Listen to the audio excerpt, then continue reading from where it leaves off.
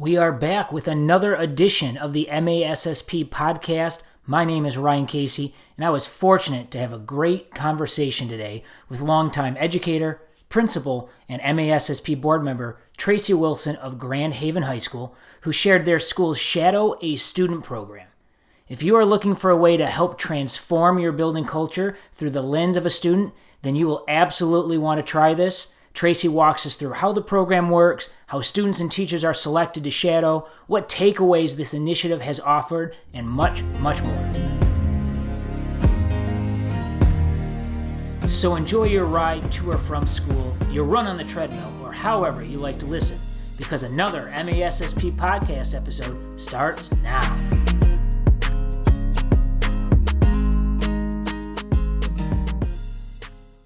Well, thank you, Tracy, so much for joining us on the MASSP podcast today. I'm really excited to talk about the Shadow a Student program that you do at Grand Haven High School. But before we dive into the program and learn all about it, can you just share a little bit about your background and how long you've been an educator, administrator, as well as an MASSP board member? Wow. Okay. Thanks for having me, Ryan. It's always an opportunity that I can't pass up. Anytime that I can share things across the state with other principals that we can always beg, borrow, and steal from is fun. Absolutely. So I started as a student teacher in Grand Haven and was blessed to graduate in December of 1988. So I started my teaching career in 1989. I was hired right from my student teaching placement. I started as a long-term sub. I spent 10 years as a classroom math teacher and phys ed teacher, and I coached different sports about every season. I was primarily basketball and volleyball, but there were times when the school needed somebody because of a health situation, and I'd step in for a season. I then spent after that, at the end of my teaching career, my last year, I was part-time teaching, part-time assistant athletic director. I really always thought that I was going to be a full-time athletic director. And that's hence where my phys ed background comes in and coaching comes in. And then when I had the opportunity to be an assistant athletic director, loved it, but I knew if I was going to ever have a family, that would be very difficult to do. So the following year, there was a full-time assistant principal position that came open. So I was 10 years classroom teacher, coach, class advisor, assistant athletic director. Then I was 12 years as an assistant principal right here at Grand Haven High School. Wow. And then I'm now in my 12th year as the building principal. So 34 years plus student teaching in there. So yeah, it's been a few years. I was a member of MASSP during my time as an assistant principal, but was never really engaged a lot. I would read some things that came out, but never attended stuff and was never engaged. As an assistant principal, it was always difficult in my mind to be out of the building. So when I became the building principal, one of the very first conferences that I went to was at Hudsonville High School. Dave Feenstra was the building principal. Colin Ripmaster was still a building principal at Matawan and Wendy was there as the new executive director. And they just all said, you need to get involved in MASSP more. You need to do this. You need to do this. So that first year, I just kind of sucked off everybody's brains as much as I could. And then the next year is when I actually became a board of directors region member. So 11 years I've been on the board in different roles as a regional director. I forget the trajectory of incoming president, past president. And now I'm back on the exec board as past president because somebody moved on to a different position. And I also sit as the NASSP state coordinator right now in that role. And that's been super, super fun. And to connect with people outside of Michigan that are doing the same work we're doing. And that's part of where this program came from. So you can see why I wanted to talk to Tracy today with all of her years of leadership and waving the MASSP flag and doing a great job, to be a resource for principals all across our state. So, and from being at EdCon and listening to you talk and share out, always being willing to share your experiences, I've heard about the Shadow a Student program at Grand Haven. Actually, back when I was a building principal, I was getting ready to attempt this. I marked a couple dates down, talking with the superintendent, and then I ended up leaving to come join the MASSP staff because it was something I was just so excited to try and do. So just kind of a quick overview. I mean, obviously, I'm assuming people can guess based on the title here, but can you just talk to us about the program in general, really what you are attempting to do? Right. So let me first tell you, I was at a national conference down in Florida. In one of the breakout sessions that I went to, I heard about this shadow a student, and it just intrigued me. Like, what is that? And it is exactly what it says, shadow a student. And so what we do at Grand Haven isn't exactly maybe what's done across the country. I've modified it to fit what works best for us. But what it means is, what does it feel like to be a student for a day at Grand Haven High School? The idea behind the shadow a student is to give adults an opportunity to sit in the seat of a student and go through a full day as a high school student, and what takeaways, ahas, and what learning can you come out with it. So we started doing this back in 2017. So it was the 17-18 school year. We did it for a couple of years. And then obviously we had to take a hiatus with COVID. And so we started back on it again last year. What it looks like is we start our school day at 7:40 in the morning. So the staff that are selected and the students that are selected are scheduled to meet at 7:30 in the morning. And that's the first time the student and the staff member meet each other. So the staff member is paired in advance, but they actually meet at 7:30 in the morning. The students and the staff are given a debrief in advance of what the program is and what they're agreeing to sign up for. And so let me walk back a minute and tell you, when I first came back from the NASSP conference and I was so gung-ho and excited about this opportunity, I shared it with my department chairs and they were like, oh my gosh, that's a really cool idea. So the very first time we did it, I think we only selected 2 teachers and they were from our department chair group just to pilot it to see what it would be like. So we're a building of 1,800 and we really truly picked 2 students with 2 teachers. And so the idea was, we wanted to pick a student that had, like if I said I wanted to do the shadow a student and I taught all AP classes, then I was going to be paired with a student who didn't have any AP classes, because we want the teacher to also get a feel for what it feels like to be a student who maybe is on an IEP or a 504 or a general track curriculum. Or we've even had students participate that are tech center students. And so the teacher goes out to the tech center and shadows them in part of their day there. The idea is they shadow the student all day, passing time, lunch. So they are with the student in the cafeteria. I mean, they truly are walking through the student schedule all day long. So the way that we do it now, we do it one time each semester. We have a Google form that we send out in the fall to our teachers with both dates.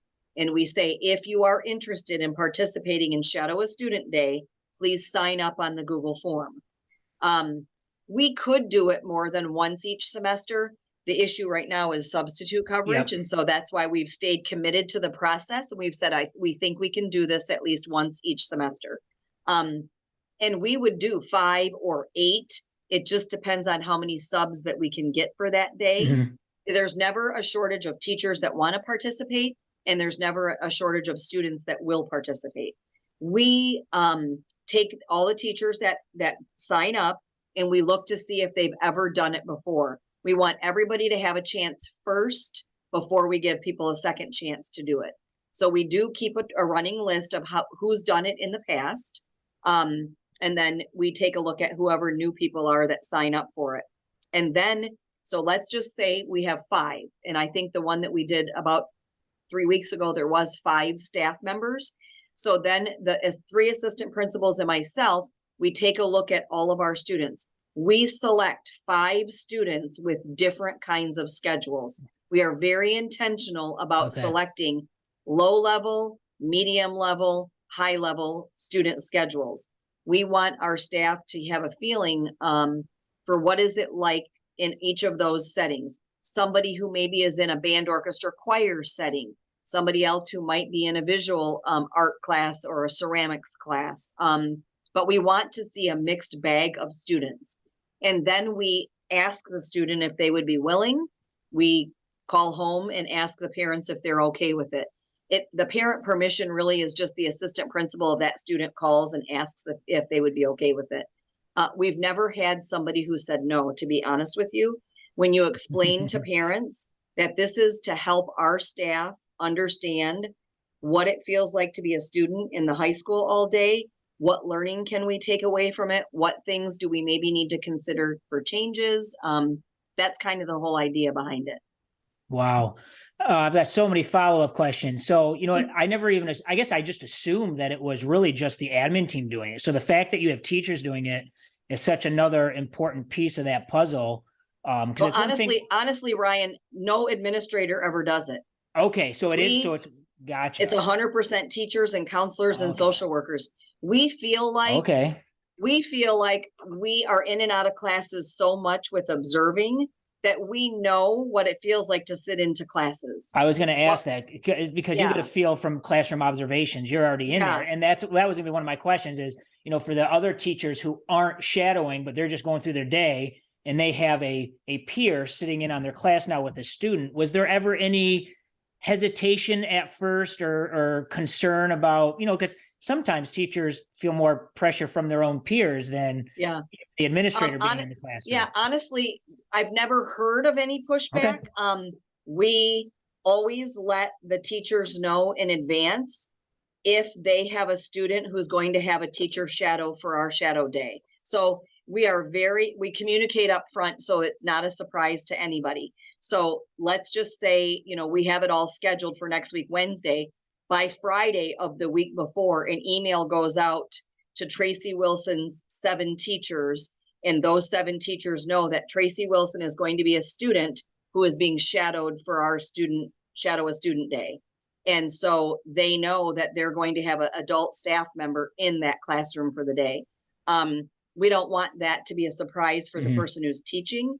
We do teacher learning labs. I do parent-teacher learning or parent learning walks. So our teachers are used to adults being in and out of their classrooms, but for somebody to sit who's not observing for evaluation purposes, but observing really, and the way that I first explained this to our staff is, this isn't about our teachers observing our teachers. It's about our teachers observing what the student feels like sitting in classes all day long. I try really hard to help our staff understand that you get a planning hour each day. Our kids go through a full school day from one class to another class to another. And until we built in our academy schedule, they didn't have a break more than their lunch break. So that was really critical for our teachers early on to see, wow, our kids really are hopping all day long. And if I give my kids 15 minutes of homework, that was probably the biggest aha. So we have the teachers debrief at the end of the day that they do their shadow.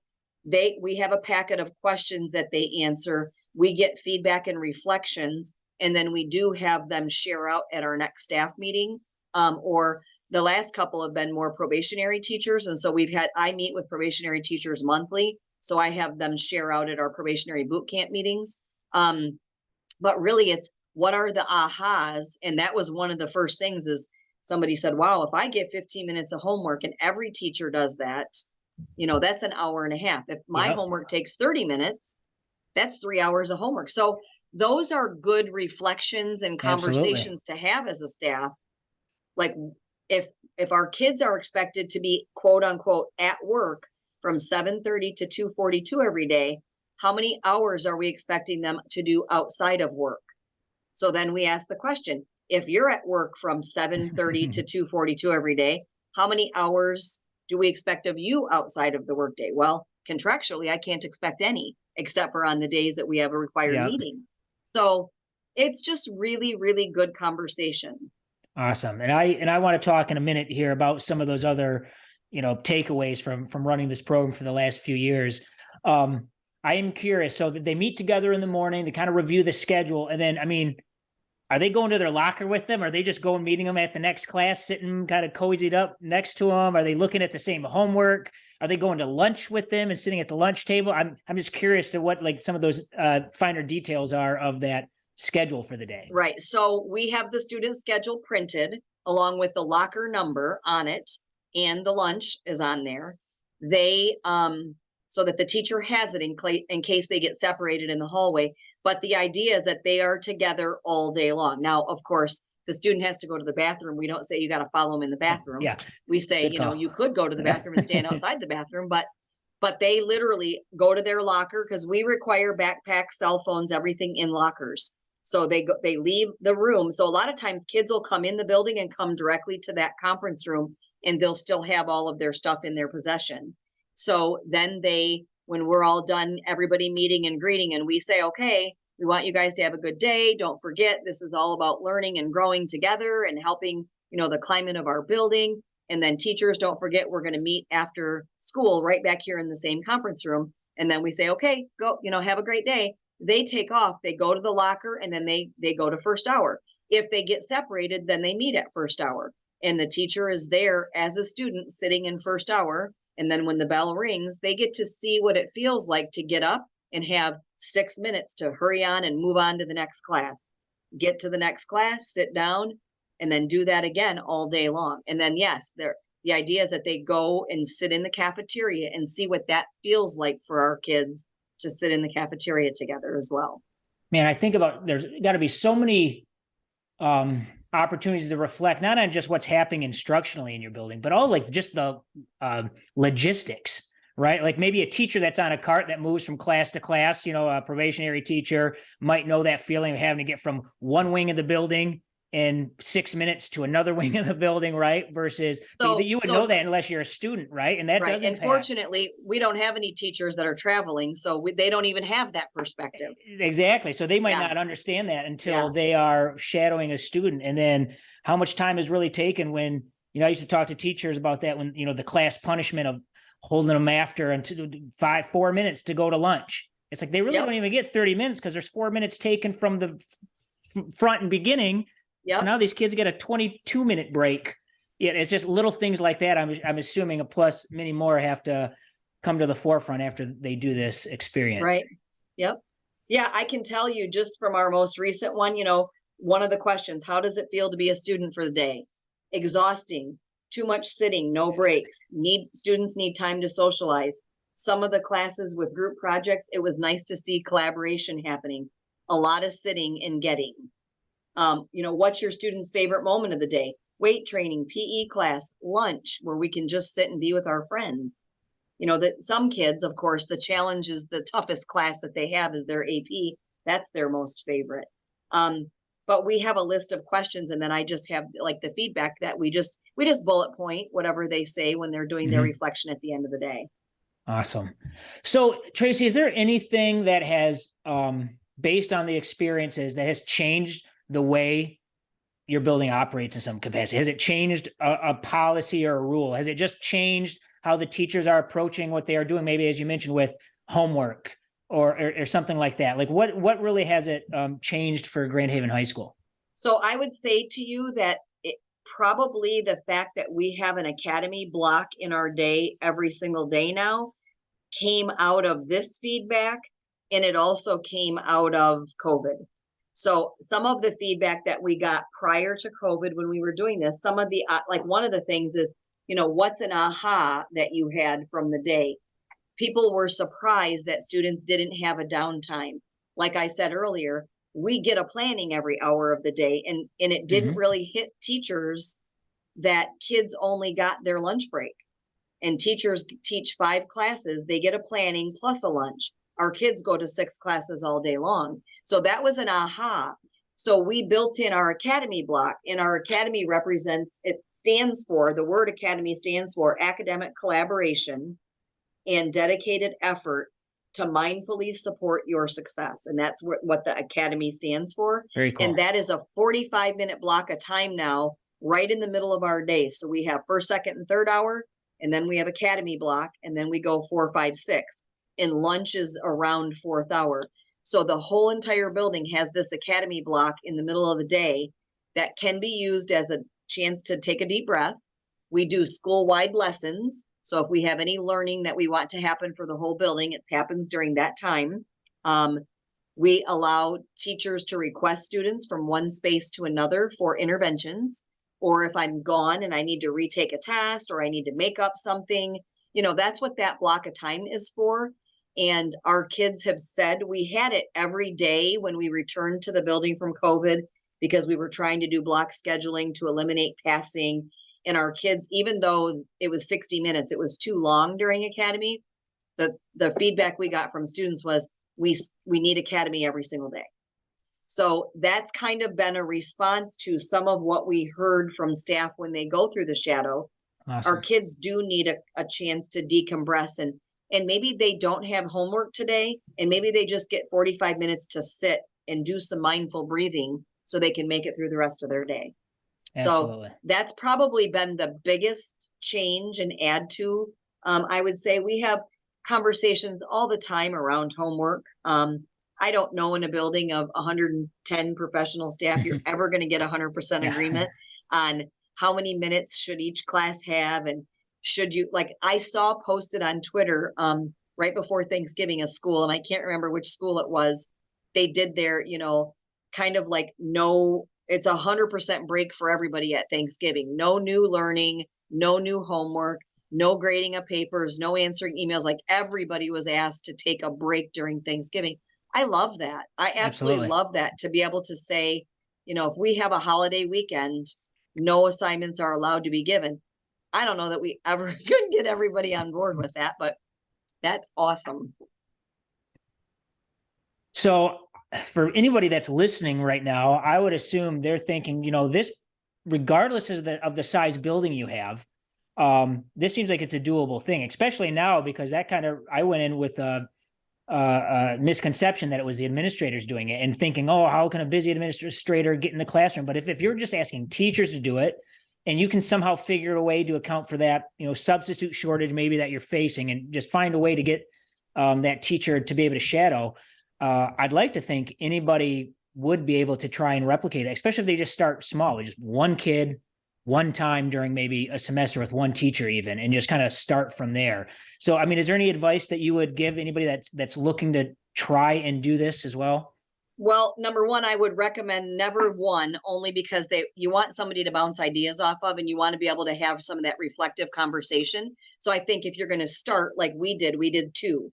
So I would say start with 2 students and 2 teachers, and then you can grow. Like I would love it to be 10 or 15 every time, because honestly, in a building of 1,800, you're going to get a better flavor if you can do, like when we first did, the first time that we started to expand and we didn't have sub shortages, we did 8 because we tried to do 2 9th, 2 10th, 2 11th, 2 12th. Gotcha.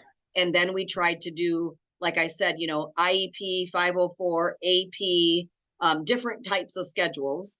So I would say it's very, very doable.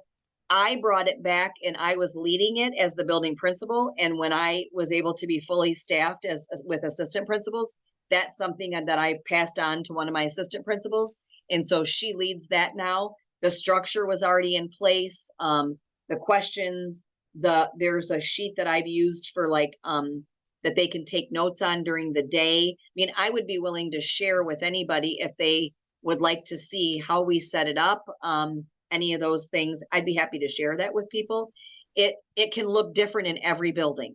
The idea is that you are intentionally investing time to listen to what kids hear and to feel what it feels like to be a kid, so that you can know how can you support the climate and culture of the students in your building. Absolutely. And I can assume that this would be easy to implement at the middle school level too.